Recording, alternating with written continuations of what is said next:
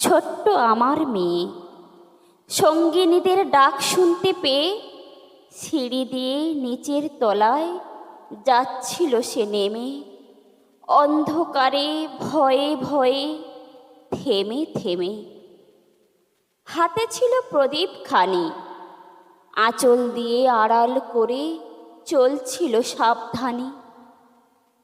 আমি ছিলাম ছাতে তারায় ভরা চৈত্র মাসের রাতে।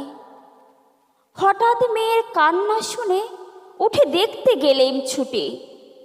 সিঁড়ির মধ্যে যেতে যেতে প্রদীপটা তার নিভে গেছে বাতাসেতে। শুধাই তারে, কি হয়েছে বামি?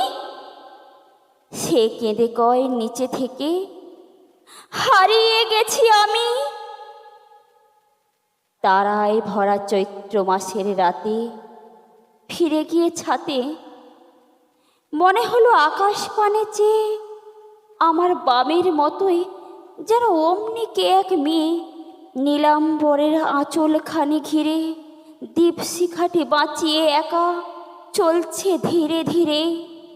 নিপ্ত যদি আলো যদি হঠাৎ যেত থামে, আকাশ ভরে উঠত কেঁদে, হারিয়ে গেছি আমি।